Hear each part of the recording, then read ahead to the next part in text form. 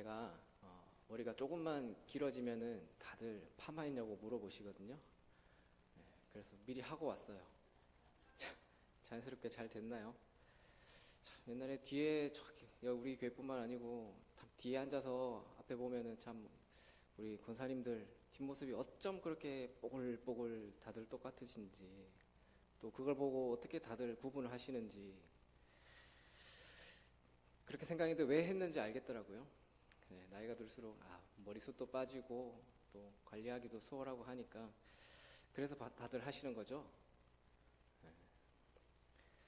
참 그렇게 우리가 나이가 들어간다는 거, 나이가 들어간다는 게 참 나이가 들어서 좋습니다 하는 분들도 계시지만, 나이 들어 보이지 않으려고 예뻐 보이고 싶어서 요즘은 참 병원에 그 의술도 기술도 참 많잖아요. 또 피부과 이런 데 가보면 사람들이 얼마나 많은지요. 늙고 싶지 않고 부자가 되고 싶고 성공하고 싶은 그런 소원이라는 게 다 있습니다. 그래서 오늘 제목이 내 모든 소원, 기도의 제목인데요. 이 제목만 보면은 찬송가가 떠오르기도 하지만, 소원이라고 하면 우리 모두가 마음에 품고 있는, 바라고 있는 소원 그 한 가지씩은 다들 가지고 있을 줄로 압니다. 그래서 소원이라는 제가 키워드를 놓고 좀 찾아보니까 재밌는 이야기가 있더라고요. 60세가 되신 그 부부가 있었는데, 이 부부가 두 분이 다 은퇴를 했어요. 은퇴하고 결혼한 30주년이 돼서 그 결혼 기념일을 축하하고 있었습니다. 그때 한 요정이 나타나서 이렇게 얘기했대요. 그동안 두 사람의 금슬이 참 좋았으니까 소원 한 가지씩을 들어주겠습니다 라고 얘기를 했대요. 그러니까 할머니가 먼저 얘기를 했어요. 참 우리는 그동안 참 먹고 사느라 바쁘고 가난해가지고 세상 구경을 제대로 참 못했어요. 세계 일주 여행을 한번 해봤으면 좋겠네요 라고 하니까 요정이 지팡이를 흔들어가지고 세계 일주 항공권을 줬다고 합니다.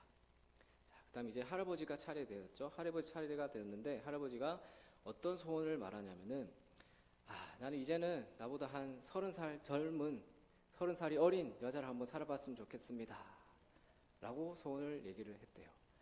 자, 그렇게 요정이 소원을 들어주기 위해서 지팡이를 흔들었는데 어떻게 되었을까요? 이 60세 할아버지가 갑자기 이제 죽기 전에 90세 할아버지가 된 거예요. 그 여자분 할머니를 젊게 해준 게 아니라 자기가 90을 더 뒤로 가버린 거죠. 참 우스갯소리로 지어낸 이야기지만 이렇게 크고 작든 우리에겐 소원이 다 있다라는 겁니다. 그 소원을 이루기 위해서 우리가 노력하고 살아갑니다. 그러면 우리가 신앙의 관점에서 무엇을 간절히 소원하는가라는 것은요, 그 사람의 신앙이나 인성, 가치관, 그런 게 어떤지를 잘 보여주는 거죠. 겉으로는 참 신앙 좋아 보인다 하는 사람일지라도 그 사람이 추구하는 게 비신앙적인 거나 이기적이라면요, 그 사람은 결코 좋은 신앙을 가진 사람이라고 할 수 없습니다. 그렇기 때문에 우리가 신앙생활을 함에 있어서 우리의 마음에 어떤 소원을 품는가, 무엇을 간절히 바라며 추구하고 기도하는가, 소원하는가가 참 중요하다라는 것이죠. 오늘 본문에 나오는 이 솔로몬의 이야기를 통해서 우리가 그러면 무엇을 소원해야 할지, 그리고 그것을 어떻게 추구하며 기도의 제목으로 삼고 살아가야 할지를 생각해 보도록 하겠습니다. 먼저 4절을 보시면요, 본문 4절을 보시면, 이에 왕이 제사하러 기브온으로 가니 거기는 산당이 큼이라. 솔로몬이 그 제단에 1000번제를 드렸더니. 자, 솔로몬의 이야기는 다들 잘 아시죠? 어느 날 솔로몬이 기브온으로 갔어요. 기브온으로 간 이유가 뭐냐면, 그곳에 큰 산당이 있어서 거기서 1000번제를 드리기 위해서였습니다. 자, 먼저 산당이 어떤 곳이냐면은 문자적으로는 높은 곳이라는 뜻인데요. 그 높은 곳, 산당이 어떤 곳이냐면은 가나안 족속들이 바알과 아세라 우상을 숭배하던, 우상을 섬기던 제단이 있는 곳입니다. 자, 물론 그 당시에는 아직 솔로몬이 성전을 짓기 전이죠. 그러니까 성전이 없었기 때문에 산당에서 제사를 드렸던 겁니다. 그럼에도 그 율법에 따르면 그것은 잘못된 행위였죠. 자, 그렇기 때문에 비록 성전은 아직 없을지라도 여호와의 궤는 있었기 때문에 그 궤 제사를 드리려면은 산당에 가서 하는 게 아니라 그 궤를 중심으로 놓고 예배를 제사를 드렸어야 했습니다. 자, 그럼에도 또 중요하게 살 것은 번제를 드리는 것, 예배를 드렸다라는 게 중요합니다. 자, 1천 번제를 드렸는데 1천 번제는 1천 번이 아니라 1천 마리의 제물로 번제를 드렸다라는 것을 뜻합니다. 1천 마리의 제물로 번제를 드리려면 1,000마리의 짐승을 잡아서 각을 두고 그렇게 제사를 하려면 참 많은 시간과 많은 인력이 필요했겠죠. 그만큼 솔로몬은 큰 번제, 엄청난 번제를 드렸던 겁니다. 그렇게 할 수 있었던 이유가 뭐냐? 3절에 나오는 것처럼 솔로몬이 여호와를 사랑하고 여호와를 사랑했기 때문에 그럴 수 있었을 겁니다. 사랑하는 마음도 있고 또 간절한 소망을 품고 기도하는 마음으로 드렸을 수도 있고요. 확실한 것은 솔로몬은 하나님을 깊이 신뢰하고 의지했다라는 것이죠. 자, 그런 솔로몬이 기본에 있을 때 하나님이 솔로몬의 꿈에 나타나셨어요. 꿈에 나타나셔서 내가 너에게 무엇을 줄고 너는 구하라 라고 하십니다. 자, 그 대답이 6절에서 9절까지의 내용인데요. 핵심은 9절입니다. 9절을 보시면 누가 주의 이 많은 백성을 재판할 수 있사오리까? 듣는 마음을 종에게 주사 주의 백성을 재판하여 선악을 분별하게 하옵소서. 솔로몬이 뭘 달라고 그랬습니까? 뭘 구했죠? 지혜가 나오면 안 되죠. 듣는 마음이 먼저 나와야죠. 네, 듣는 마음을 구했습니다. 흔히 우리가 솔로몬이 무엇을 구했냐 하면 솔로몬 하면 지혜니까 지혜를 딱 구했다라고 생각하지만 솔로몬은 듣는 마음을 구했습니다. 그 듣는 마음이라는 것이 그냥 단순히 귀로 듣는 것이 아니라 지혜롭고 분별력 있게 듣고 이해하고 판단하는 능력을 말하는 겁니다. 그러니까 잘 듣고 주의 백성을 재판하여서 선악을 분별하기 위한 듣는 마음이었습니다. 솔로몬의 그 마음을 보시고 솔로몬이 듣는 마음을 구하는 그 솔로몬의 중심을 보시고 하나님이 마음에 드셔가지고 하신 말씀이 네가 지혜를 구했으니 내가 지혜롭게 해주겠다라고 해서 지혜가 된 것이죠. 자, 우리는 여기서 솔로몬이 구한 것과 관련해서 세 가지의 중요한 의미를 살펴볼 수 있습니다. 첫 번째는요, 이 솔로몬은 남다른 책임감과 열정을 가지고 있었습니다. 솔로몬은 남다른 책임감과 열정을 가지고 있었습니다. 6절을 보십시오. 6절 이렇게 얘기하거든요.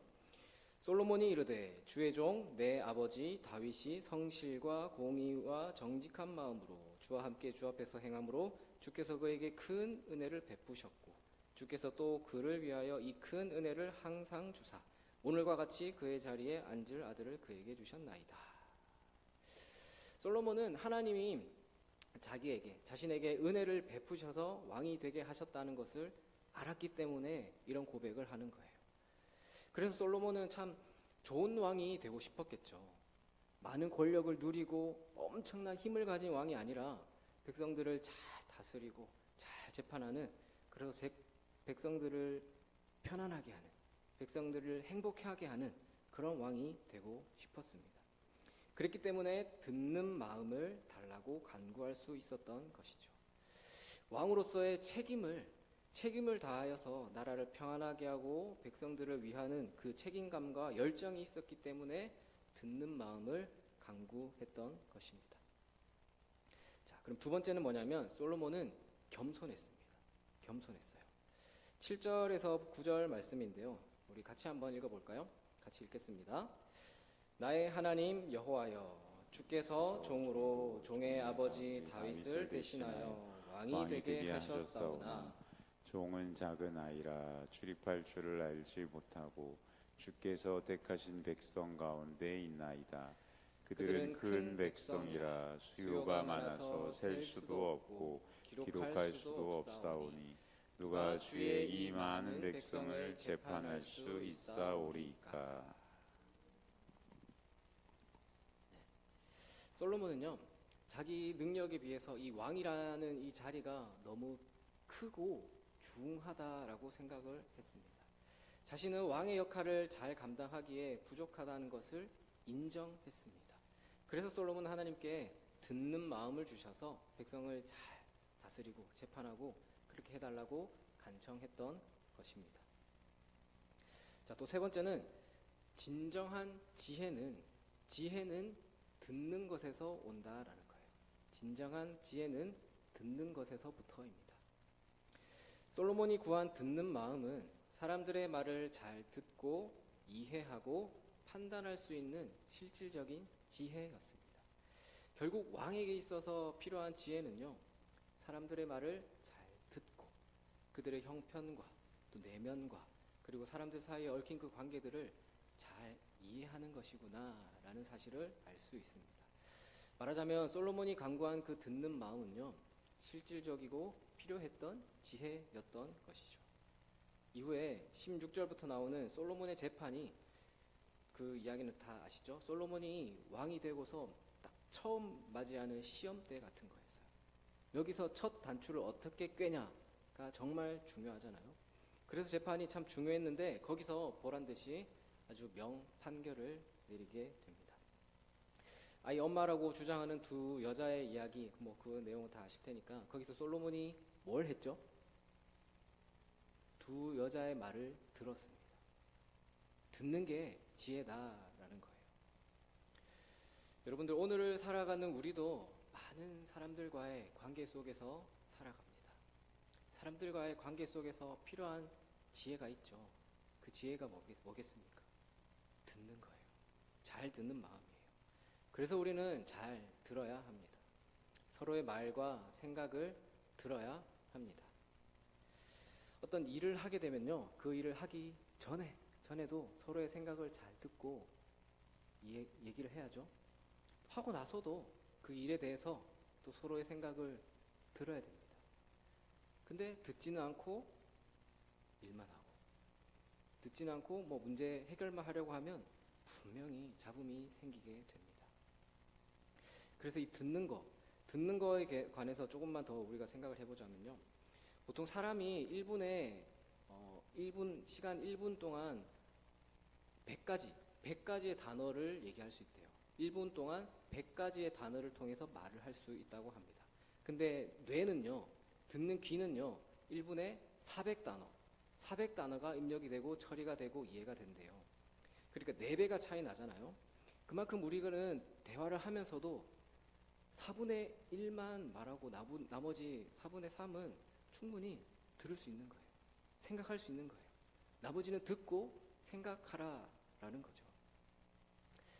여러분들, 삼성 이건희 회장 다들 아시죠? 그 이건희 회장의 그 선대 회장인 아버지 이병철 씨가, 이 이건희 씨가 처음에 후계자로 낙점이 되고 나서 앞으로 그룹을 이끌 리더로서의 그 덕목, 강조하고 싶은 말을 한자로 써서 선물을 했대요. 그때 어떤 말을 써줬냐면 경청이었다고 합니다. 경청. 그래서 그 경청, 듣는 것부터 시작해서 이 삼성이라는 그룹에 마누라 자식 빼고 다 바꾸라는 그 기업이 그 존폐 위기에서 혁신을 할 수 있게 된 거라고 해요.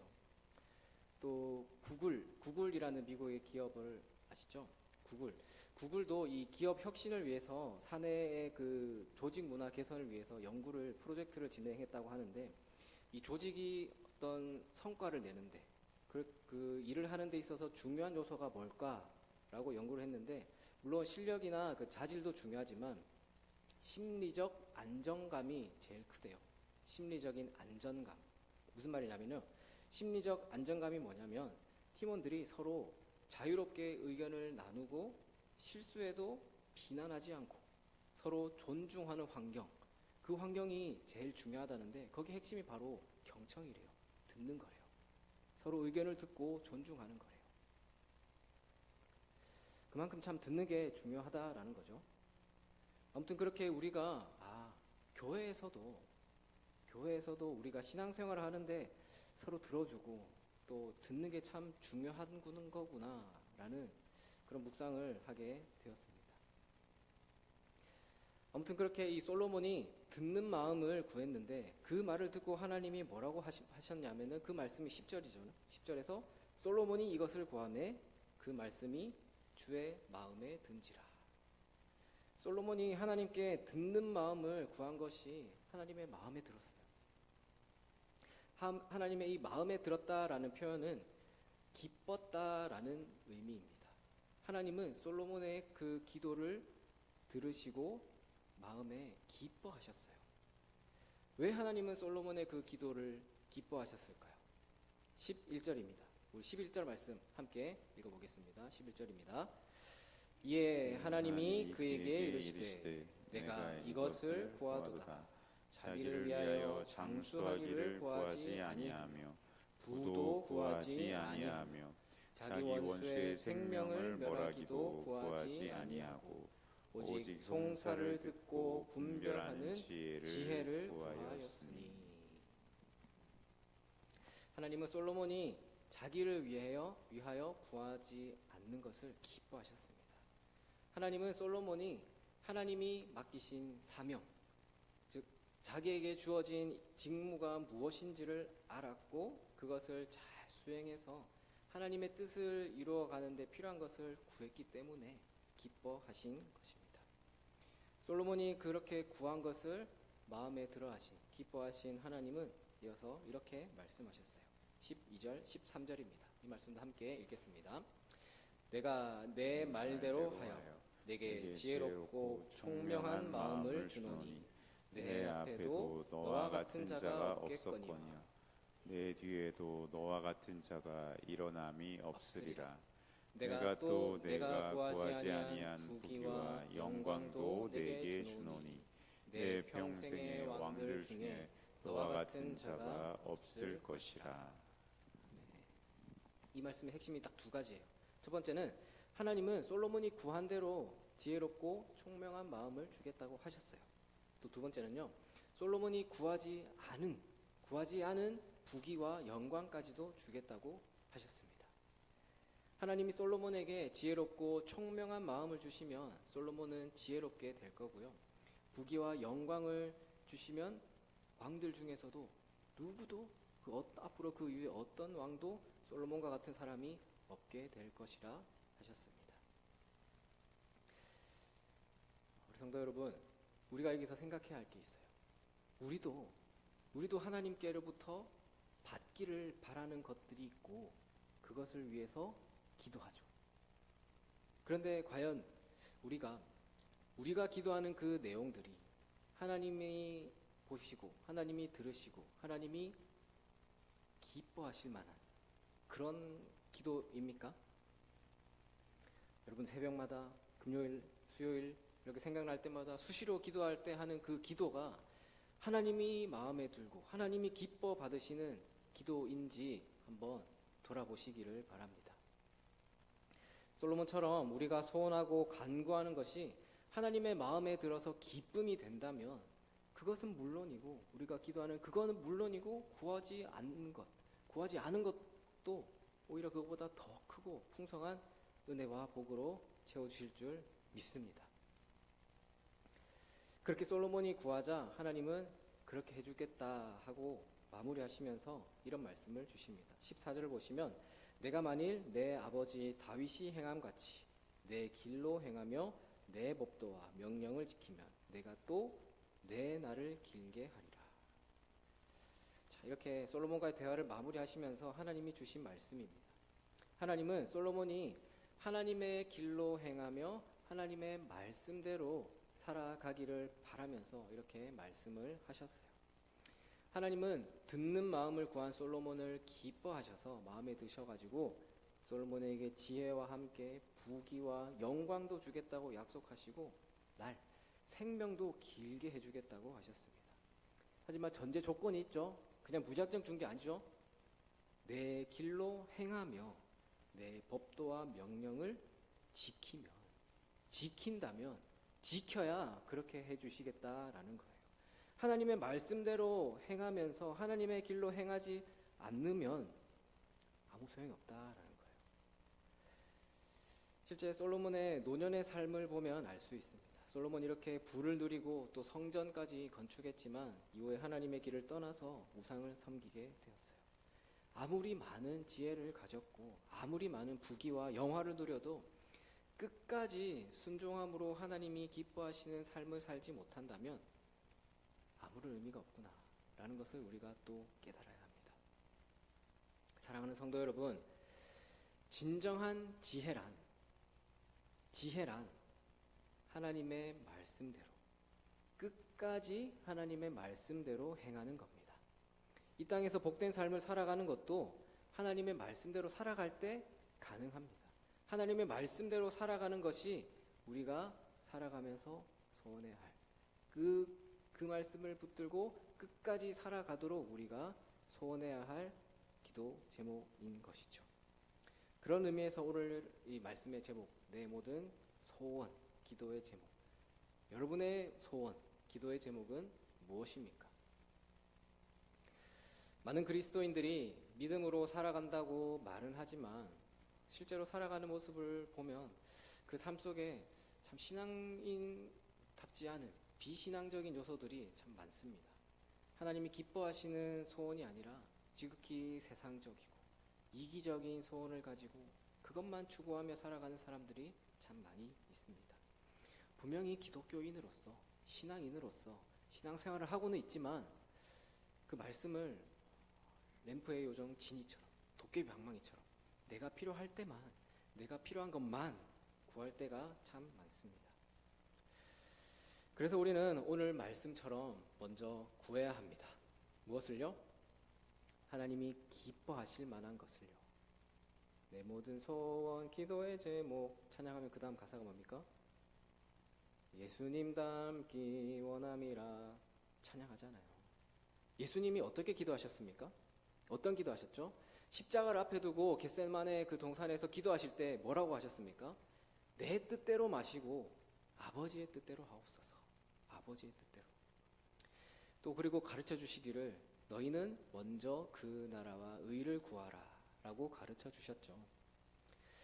그래서 하나님이 기뻐하시는 기도의 핵심은 나의 유익보다 하나님의 뜻을 먼저 구하는 것입니다. 사랑하는 우리 성도 여러분, 오늘 말씀의 솔로몬처럼 우리는 먼저 하나님이 보시기에 기뻐할 만한 것을 구하는 여러분들이 되시기를 바랍니다. 하나님이 기뻐하시는 것을 추구하며 살면요, 그것뿐만 아니라 내가 구하지 않은 모든 것까지도 얻을 수 있다는 그 사실을 꼭 기억하시기를 바랍니다. 그래서 하나님이 기뻐하실 만한 그 소원을 가지고 날마다 하나님을 기쁘시게 하는 기도의 삶을 살아가시는 여러분들이 다 되시기를 주님의 이름으로 축원합니다. 기도하겠습니다.